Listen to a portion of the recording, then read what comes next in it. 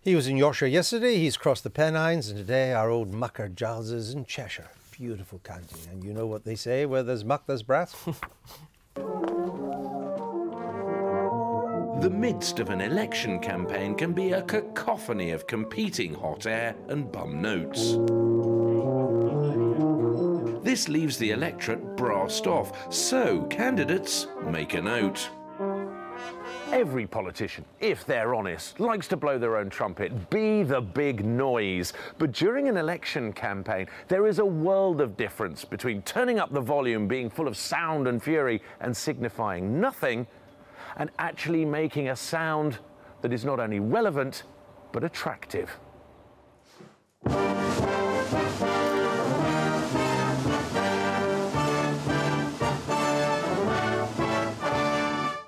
Fodens, one of the best brass bands in the UK, attract players and fans across the country with a success our political parties can only envy. Now, at this minim, it's time for them to face the music. Are their manifestos mellifluous and melodious, or maddening and malodorous? Quavering candidates are on the horns of a dilemma. They may puff and blow, but it's those of us who are still bothering to listen who'll decide who's going to be top brass and who we think is one crotchet short of a bar. Too soft, we won't hear. Too much of a blowhard, and they might just burst a tuba. What fantastic sound. Welcome to Sandbach in Cheshire. We're at the premises of Flowcrete, who provide the band room for Fodens. Let's come and meet some of the members of the band. I have Ian, who's cornet. I have Dave, who's tuba, and Stuart, who is the archivist. Now, we're very lucky to have you today, Ian, because you're a Labour voter, but you're also a teacher. Now, the Lib Dems have gone hard in their manifesto on teaching and the education. They say they'll put more money into teaching than Labour will. Would that switch your vote? I don't think so. I think Labour have got better education policies.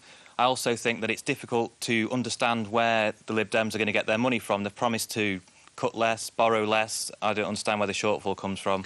Do you have a problem with Labour, though? They put front and centre in their manifesto, we have fiscal responsibility, we will be fiscally responsible. Do you think they will?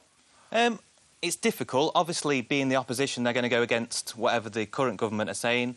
And they've made mistakes in the past. I just hope they've learned from those mistakes. But you're not entirely sure they have? I'm not completely convinced, no. We also have, Dave, as I say, Dave, you're a rock-solid Tory.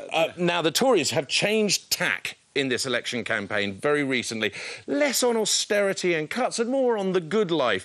Are you disappointed they didn't do that earlier? Yeah, I think a lot of it's too little, too late. I think the whole point is they've been elected to govern, and that's what they've done. They're not there to be liked or loved. They're there to get the job done.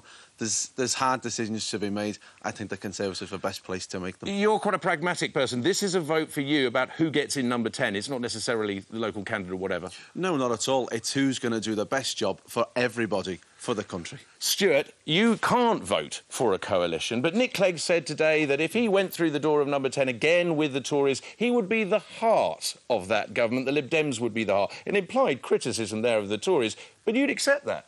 I would accept it. The Tories do have a heart, but the Lib Dems have been a stabilising factor in the government, making sure that everything works for the good of the country, which is a great idea. You're not a Lib Dem, though? Not a Lib Dem, no, Conservative, but, you know, if they've you got some with good policies and... it would be fine? It would be fine, yes. Ian, if they go in with Labour, the Lib Dems, they apparently would be the brain of the government. Do you buy that? Do you want to be in coalition with the Lib Dems? No, not at all. I don't buy that. I think what we've learned from the last coalition is that party politics gets in the way, it stops things happening, but most obviously being with the tuition fees from last time, which was the main Lib Dem policy. A lot of this about how you're going to vote is also to do with art, music and culture. Perhaps not a surprise. Why?